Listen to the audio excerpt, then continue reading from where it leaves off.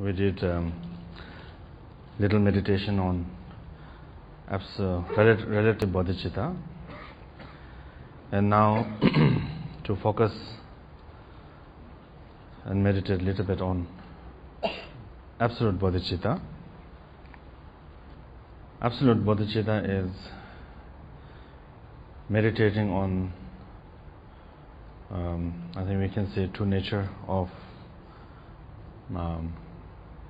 all the phenomena, outer phenomena, understanding, resting and understanding of true nature of outer and inner, outer phenomena and inner.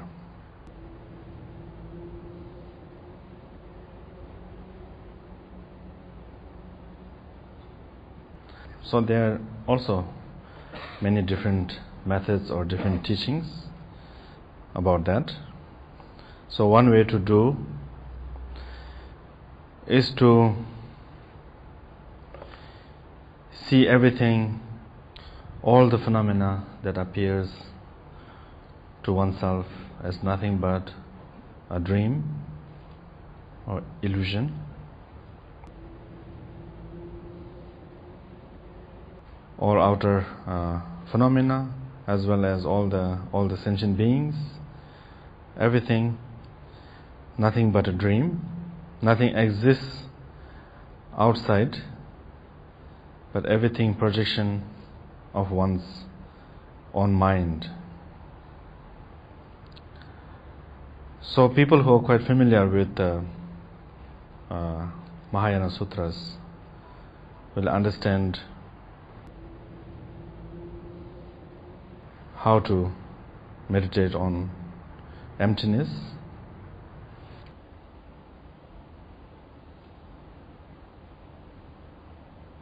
Also in Buddha's teaching, like Heart Sutra and all that, explains quite detailedly how to meditate, focusing detailedly, emphasize on emptiness, which actually I think talking about all phenomena is not real, but it is on mind projection. It's all like a dream and illusion. So later, like great scholars like Nagarjuna explained more detailedly how to analyze all the outer phenomena. Through analytic, then we will find everything nothing but emptiness. So there are many different ways to do that also.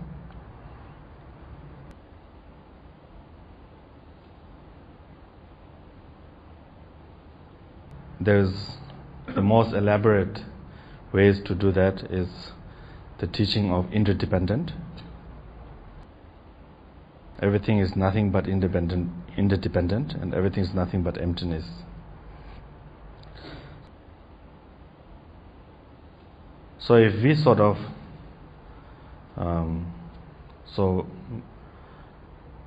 look in quite a simple ways to look at things. Next example, if we see, take an example of incense, a long incense and then the short incense. So when you see the long incense, you will say this is long and this is a short incense.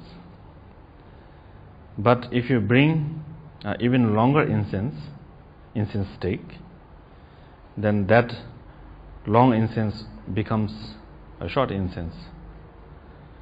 So you call it one is long and one is short because in relation,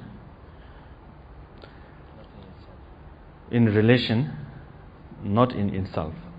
So same thing, I think many things we label in outer world, good, bad, beautiful, not beautiful, pleasant, unpleasant. It is mostly we label them. It does not exist independently on its own. So therefore, when you analyze like that, all very detailedly, so most of the thing that we perceive, it does not exist by its own. So therefore, when you analyze, through analyzing, then some kind of understanding that all the phenomena and nothing but its own kind of mind projection. So trying to rest in this kind of state of mind, and then also we can look back into our mind. Does it really, there is something called mind? Then the past thoughts, future thoughts, present thoughts. And if past and present meets, it becomes present. If the future thoughts and present thought meet, it becomes future. So therefore, if you analyze stream of mind, you will also not find such thing as solid entity as a mind. So when we meditate, there's two kinds of meditation. One is what we call analytic, analyzing all the outer phenomena, analyzing all the inner state of mind. Through investigating and analyzing, you will reach to a certain kind of understanding or certain kind of a small experience, and then trying to rest without fabricating, just sort of remain in that state. It's called what we call ultimate bodhicitta, because this is how all outer and inner absolute truth is. So that's kind of brief introduction on how to sort of rest, state in meditation of absolute bodhicitta. So in order to actually put in practice what Rinpoche explained on the absolute bodhicitta, as Rinpoche mentioned, first we go to an analytical process, taking first outer phenomena. Rinpoche gave the example of the notion of short and long, which doesn't exist in themselves, they're just relative. But even anything that we take on its own, like a table, if we break it into pieces, just pieces of wood, it's no more what we call a table. And even a piece of wood, we put it into sawdust, it's just wood dust, and molecules, and atoms, and particles, and whatever, quarks, or superstring, or quantum vacuum. Anyway, at the end, it's certainly not a table. So likewise, it is the case of all phenomena. And then we come at a point where we can see that everything is just but labels attached to certain things that come momentarily together, but do not constitute separate entities. So therefore, there's no object of grasping either. We cling to a beautiful sort of, Ming dynasty Chinese table, but not to a heap of sawdust. Unless we're a sawdust dealer, and then it becomes expensive, valuable for us. But again, what is a sawdust dealer? What is something for a sawdust dealer is just an annoying heap of sawdust for someone who finds that in his flat. Or like a roses is it's a wonderful thing for a poet, it's a good salad for a snail, and it's nothing much for a tiger. So likewise, now if we look at the mind, as Rinpoche said, we might think that the mind is something because we do experience it all the time. But as Rinpoche mentioned, the past thoughts are gone, the future thoughts are not born yet, the present is never staying in the same place. So where is this mind hanging out between something that does not exist anymore, that does not exist yet, and ungraspable in the present moment? So though there is undeniably some experience, it's not something that we can catch, that we can point out and say, this is the mind. It's not a separate entity. So this is analytical meditation, and which leads us to the ultimate nature of things is what? Yet it appears, yes, it appears, but how does it appear? As something that is devoid of intrinsic existence. So we do not fall neither into nihilism, saying things don't exist. Of course they do appear. But how do they appear? Not as something solid, realistic, materialistic. It appears that it is void. So that union of appearance and emptiness is said to be the ultimate view according to the Madhyamika, and especially in the Nyingma philosophy view of the Madhyamika.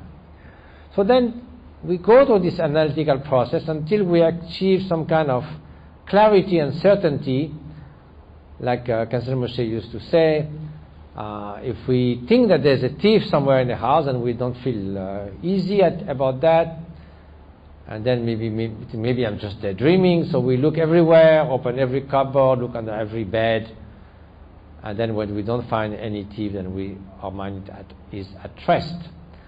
So when we go pursue that to the end, and then we find nothing, and that's when times come for the second aspect that Rinpoche mentioned, that is the contemplative aspect. We gain a kind of clarity, almost like a certainty, or at least for the time being, we got some certainty compared to before. Now we need to let that soak in a way, and that the best way is not to pursue the analysis, but just to rest in that understanding, just like letting it soak in, by leaving time, giving it time without further sort of intellectual elaborations. So we can try to do that a little bit, either taking the example of outer phenomena, or taking the example of the mind, or taking example of the individual self that we cannot find either. And if you want to give the analytical way of about the self, we think it's me somewhere, but where? Certainly not somewhere in the body, in my knees or my heart. Is it diffused throughout the body? No, we can't say that, because if we lose our legs, it's still me without legs, but it's not half of me. Just my body is diminished, but my me is still there. It's not outside me. So if it's not in the body, then where? Maybe in the consciousness. And then same reasoning, like for the mind, is the me in the past, in the future, that is not born, now that we cannot catch, so basically we don't find it. And then also this notion of me is very often illogical. Sometimes we say, if I push your body, you say, oh, you pushed me. So then you think, you identify me with the body. And at another moment, I say something unpleasant to you, you say, you hurt my feeling. So now me is my feeling, you hurt me. So sometimes it's the mind, sometimes it's the body. So that shows that it's neither in any of those. So then we can use that analytical either for phenomena, or for the mind, or for the notion of self. And then when we come to a point where we don't find any entity, we just rest into that and contemplate this nature of things, of phenomena, of the mind, of the self, which appears yet is devoid of intrinsic existence, and try to just rest into that understanding for a few moments.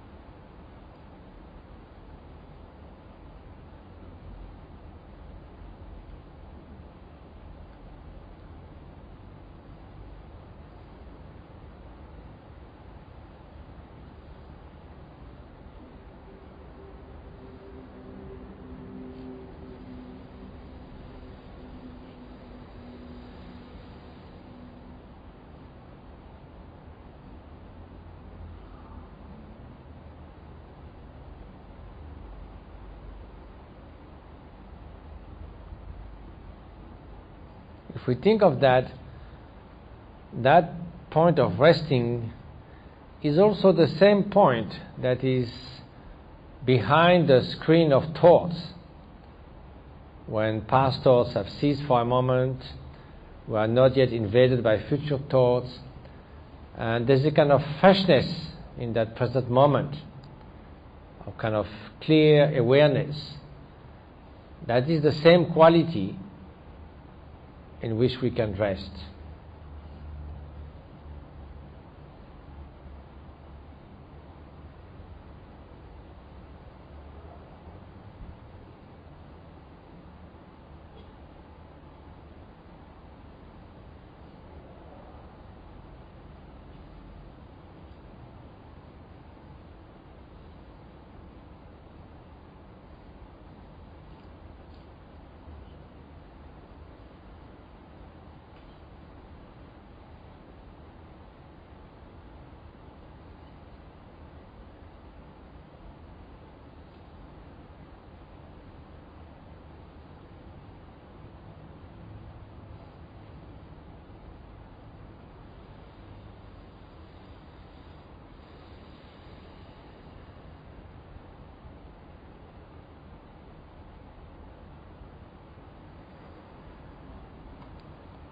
In some texts it's called the simplicity, the natural simplicity of the mind.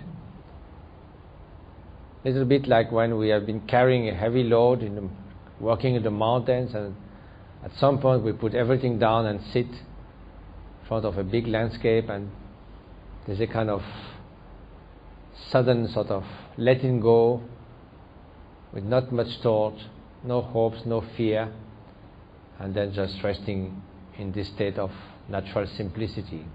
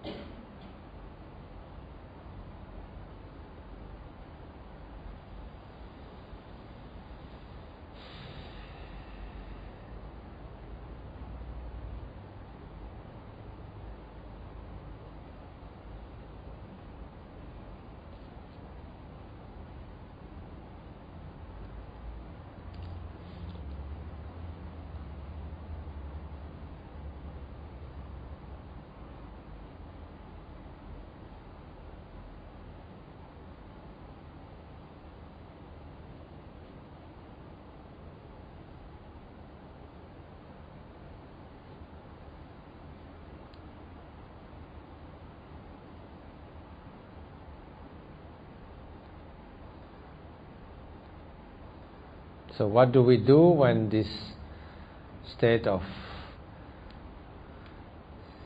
freshness and resting in the present moment is disturbed by thoughts? There's no much point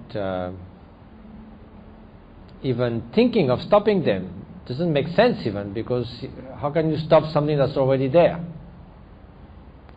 So you can't prevent it from arising, a thought that's already arisen. So when they have not arisen, it's not a problem. When they have arisen, they are there. So stopping the thoughts makes no sense. But what do you do when they have arisen? So most of the time, in ordinary times, we get carried out by our thoughts, and they multiply, and they give a kind of chain reaction and invade our mind. And that's how we are constantly like under the sway of discursive thoughts. But you can as well, if you are mindful enough, see the thought arising and just let it pass. Like you let something pass in front of you, or like a bird that passes through the sky and doesn't leave any trace. So then it's fine. And you could that once and twice and many times. It's not really difficult, because all we have to do is to let it come, let it go, and let it vanish. So we can't say it's hardship. So let's try to do that for a while.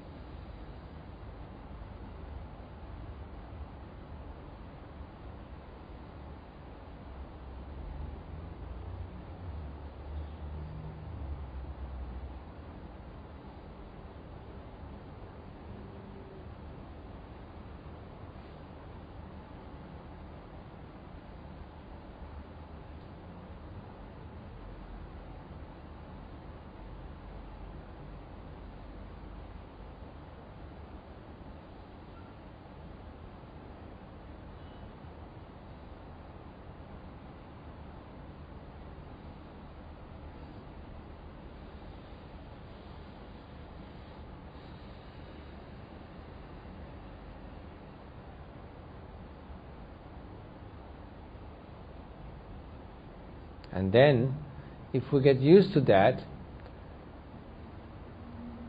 then we never lose the recognition that the sky is always there.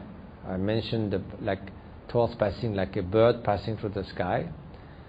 But instead of being sort of obsessed or focused by the bird and seeing nothing but the bird, if you see the bird passing through the sky, then one bird, two birds, three birds, you still see the sky very clearly, even birds pass through.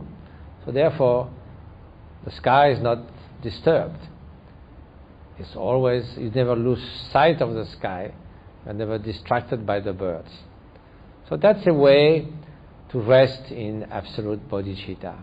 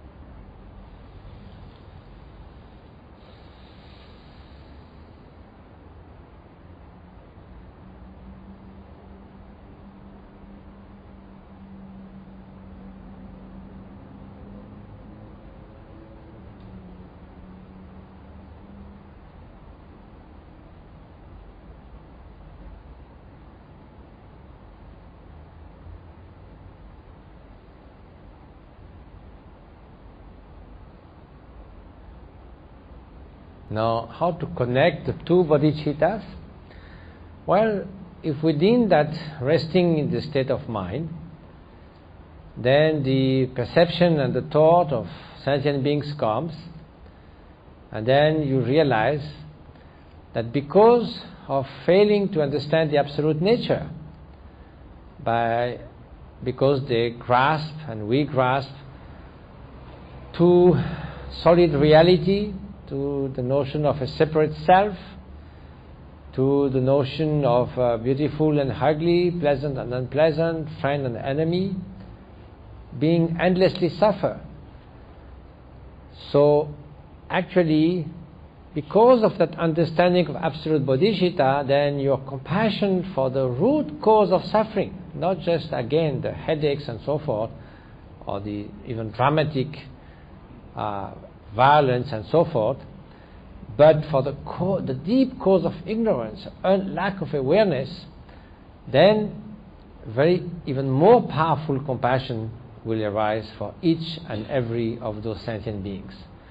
So the understanding of the Absolute Bodhicitta gives an altogether greater dimension and depth of true relative bodhicitta, that is, to wishing that every being may be free from suffering, because now you have a better insight about what is the ultimate cause of suffering. So your compassion grows even faster because it's grounded in wisdom. So in that way, one proceeds from the other. Out of absolute bodhicitta, boundless compassion arises.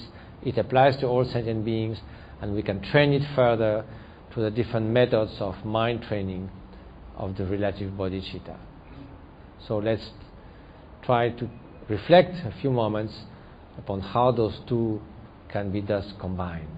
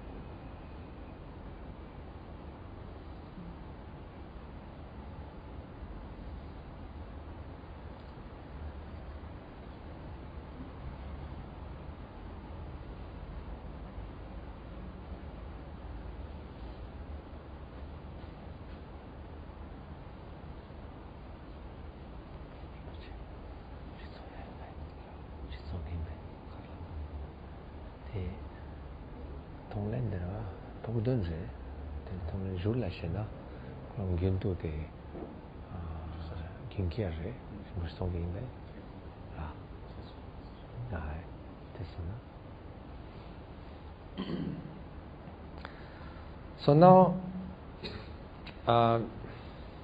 this being the two main aspects, absolute and relative bodhicitta, in daily practice, there is also many different kinds of meditation methods and visualization which can help day after day to enhance those and bring progress. So there are sort of additional instructions in order to amplify our compassion and bodhicitta and so forth. So one of them, which is very much practiced, especially in Tibetan Buddhism, is called the supreme exchange of giving one's happiness and taking upon ourselves others' suffering. So it happens that some people are a little bit feel strange about this way. I saw once a description of supposed to be a psychological sort of visualization where people say, well, when you feel a lot of suffering and difficulties and so forth and tormented within yourself and your physical suffering, just imagine that you gather all of them like a sort of something like tangible thing, and suddenly with your breath you expel everything out to the world. Thank you very much for sending us all that. So here is exactly the opposite. Instead of sending all our trouble outside and tell people just deal with that, we do the opposite, but in a way that is not what people might fear, but is to increase our own burden. Another reaction is, how can I ever conceive of taking suffering of others? I have enough on my plate. I can't even deal with my own difficulties. Would you want me again to sacrifice myself and take everything on me? How can that work? Well, all that comes from a very self-centered perception of suffering, of others' suffering, and one's own suffering. A self-centered perception that is usually the cause of your own suffering. Now, if you take it from an altruistic perspective, then there's nothing about being discouraged, overburdened, overwhelmed, this feeling that it's not your job and all that. There's boundless courage. And because that boundless courage is actually a positive quality that lifts up actually your strength and your spirit rather than discouraging you. And also that if you assume others' suffering in a certain way, it's not at all a burden, it's a joy, and also because you can transform it. So how does that practice go? Well, when we first visualize all the manifold suffering of sentient beings, and then when we think that when we breathe in through the nose, usually, but whatever, it's like we are kind of extracting those suffering out of sentient beings, and to give it a more sort of dramatic aspect, we think it's like a dark smoke or some kind of dark sort of string that comes to us. A little bit like when there's a wind sort of movement, that the smoke moves towards you and comes in your nostrils and gathered in your heart. But there you visualize your heart as a bright mass of white light, and all those sufferings sort of dissolve. So they are not burdening you, they just transform. Then when you breathe out, having taken and just taken away the suffering from all beings, not only the suffering but the causes of suffering, all the negative emotions and everything, then you send out everything positive that you have, all your merit, your happiness, your capacity, or whatever good you did, you send that to all beings, and each of them receive it fully. It's not like you chop a piece of cake into 1 million tiny pieces, but every being gets the whole thing. And then you do this again and again, thinking of the different kinds of beings, the different kinds of suffering, bringing out, gathering their suffering. It sort of transforms completely into emptiness, and then you send out your happiness and do so again and again with great joy. So that's the practice of giving and taking, and so we can do that for a few moments, and then I will say a few words about the last variant.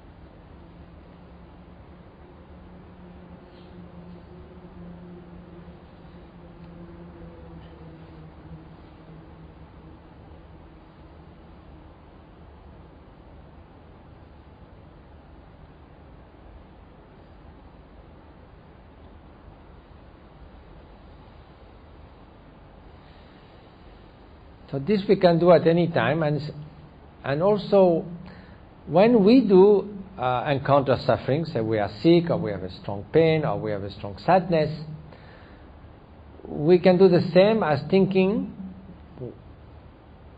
that, in the same way that I'm sad or that I'm in pain, there are so many beings who have the same pain, even sometimes much harder than mine. So when we do the breathing in, may I take away all those sufferings similar to mine, add it to mine, but strangely enough, the fact to add it instead of adding to our burden relieves it, because there's a sense of giving it meaning and viewing it with compassion, so it actually does seem much lighter to bear, and it's not at all increasing our suffering, but imbuing it with compassion because we think it stands for others' suffering. That's another way to do so. And the final way, which is also found in the scriptures, is to do the same with mental suffering. That means if people are taken by anger or jealousy, and so to, in the same way, when we breathe in, remove this mental poison from sentient beings, taking it upon us, transforming it, and sending out the opposite, like loving kindness, if we've taken out anger, rejoicing if we took out jealousy, and so forth. So that's the thing we can do at all times, whatever we do in our activities, when we walk, when we sit somewhere, we can think of that exchange. So now to conclude, before Rinpoche gives blessing to those who want to come and receive his blessing, we do the dedication, and before Rinpoche recites the verses of dedication, the dedication is considered to be like the seal, like when we put at the end of a long discussion, we put a seal of agreement, something that makes it final and solid. So here the reason why we dedicate is that to ensure that the benefit of what we have done will continue, will live longer. We say that if we just do a session like today, and we just get up and think of something else, the results are very transient. It's like we said, the cactus flower, it flourishes once every many years, and then as soon after the cactus has flourished, has bloomed, it dies.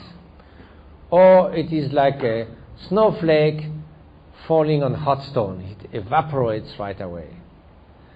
But if we say, oh, may all the merit accrued by these few hours we spend together trying to practice and understand the compassion and loving kindness and the way to engage in that meditation, may that in the moment it alleviates all kinds of present suffering of sentient beings, and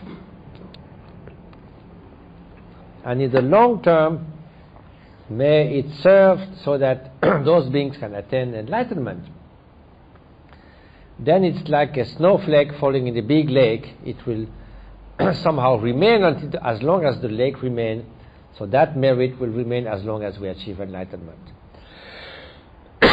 So let's dedicate that. First, Moshe will say the verses of dedication, and then for a few seconds we will visualize thus dedicating all the merit for the short and the long-term benefit of sentient beings.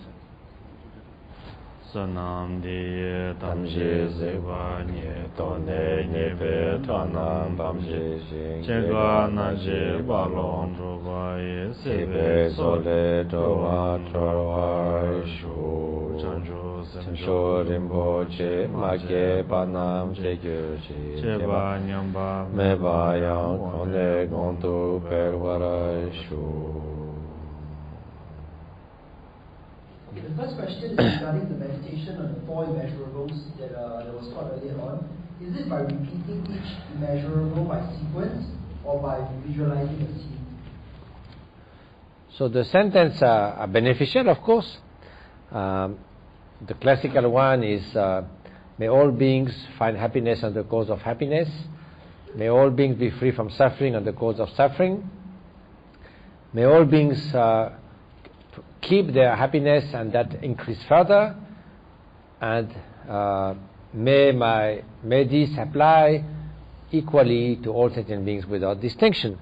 So there's a prayer in Tibetan, I don't know, there's certainly equivalence in the Chinese, in proper English, and in Pali or whatever, but this is just to set the right understanding as well as the direction of the meditation. But what really matters is the visualization and the actual practice that we do to integrate that and to lead that so that it leads to a change of mind. So that's what really matters, is the actual practice based on visualization, based on understanding, based on integrating that the meaning of those four. Okay, then the next question is on the fourth measurable, which is impartiality. One of the Dharma brothers commented that this is a very difficult practice, especially for people you don't have empathy for. So how do you inculcate an attitude of impartiality and compassion? So I think that it's nothing difficult. It's just a misconception between liking and loving. We don't ask you to like a dictator. Nobody likes a dictator. But loving a dictator is not also like just approving what he does. It is wishing with compassion that the root cause what makes that person a dictator, which is hatred, cruelty, indifference, and whatever, or greed, may that disappear from that person's mind. So it's adopting the attitude of a doctor. Now, if a doctor, I know there's some psychiatrists among us, if a very sort of little bit disturbed person comes and is a bit violent, so will the doctor say, it's very difficult for me, I want to take a stick and beat the patient down on the head? Well, basically, it's not the proper reaction. What the doctor will do is to contain the patient if he's too violent and then find the right treatment. So the more the patient is sick, the more the treatment should be appropriate. So it's like to say, I want to become a doctor, but I only want to try to treat benign sickness. It's too difficult to think about serious sickness. So I don't think it's the case of doctors, isn't it? Venerable, if it's difficult, you don't have to look at me. I'm asking. I don't have to look at you. I like to look at you because you asked me the question. I don't know who asked the question, so I'll look. Okay, so the next two questions, I'll combine them because they're kind of related. One person asked how to overcome restlessness in meditation. Another one asked how to overcome lethargy and sleepiness in meditation. So I think there's some explanation, some experience we experienced during the meditation, not to be attached to feeling of kind of bliss or feeling of clarity and absence of thoughts. Infinite. Absence of thoughts. Absence of thoughts. If it happens. If it happens. So, not to cling. And also if you feel, I think the question was feeling dull or a little bit. And also you sort of push up a little bit and then you can sort of start gazing upwards a little bit. Because before I mentioned, put our eyes a little bit down to his nose level. But if you feel a little bit sort of sleepy or sort of kosatiba, yes, sinking, then you can, for a moment, you can sort of start gazing up a little bit and gazing a little bit further. The restless,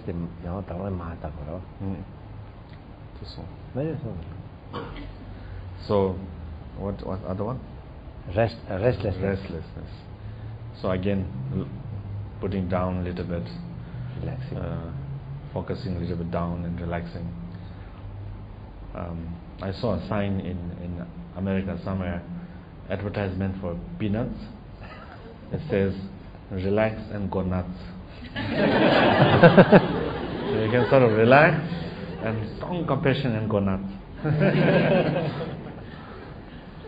So again, these two questions are related. One said, I know I should meditate daily, but end up making excuses and not meditating. How can I overcome that? I think we're all agree with that. This is related to another question. Sometimes it's difficult to implement meditation into daily life. What are your suggestions? What is what? Excuse. What are your suggestions? Making excuses and how to incorporate meditation into daily life. I think meditation, just now most of the people, we do like physical exercise most people do like 45 minutes a day. So meditation is a mental exercise. So if you find a 45 minutes physical exercise, people manage to integrate into their life. So maybe you can find 20 minutes somewhere to integrate in your to mental exercise. Yeah?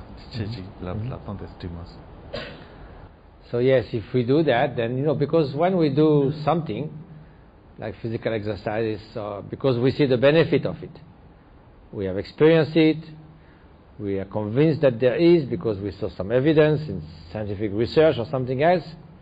So we say, oh, that's beneficial, so I'm ready to do that. Otherwise, why would you be motivated?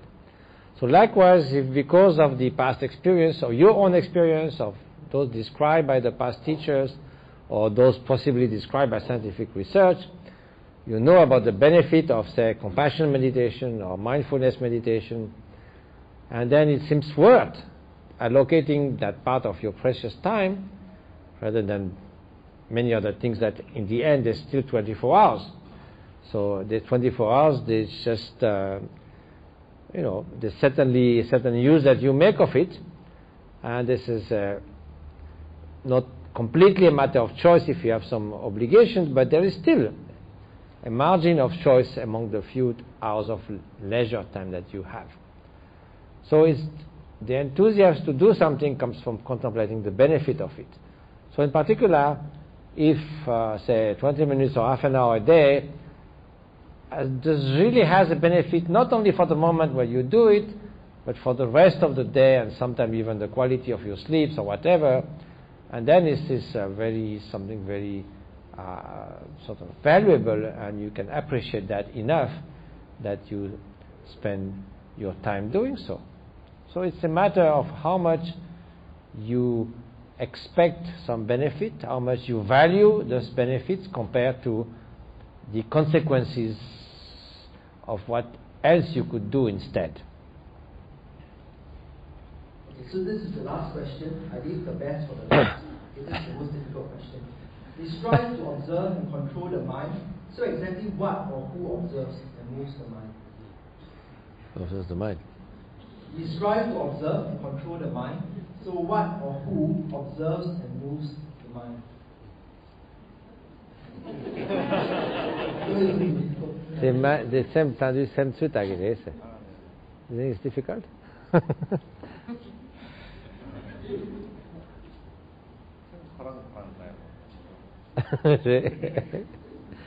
So it's not such a difficult question. The mind looks at itself. What's the problem? So, well, if you give an image, you maybe understand better. A light is needed to light up something else, right? But a light doesn't need a second light to light itself, because it's luminous.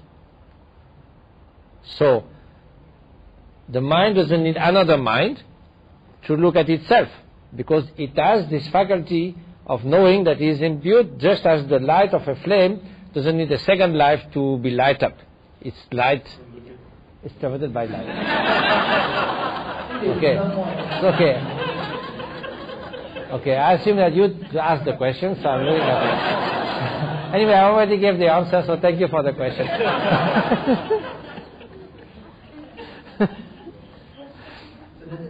Yes. I'm sure we are all very unlucky by the answer. So, okay, at this point, I think we are all very grateful and honored to have both Sister Rabjam Rinpoche and Venerable Matthieu Ricard here today with us to share with us this very precious and deep Dharma. So can we put our hands together and thank them for it?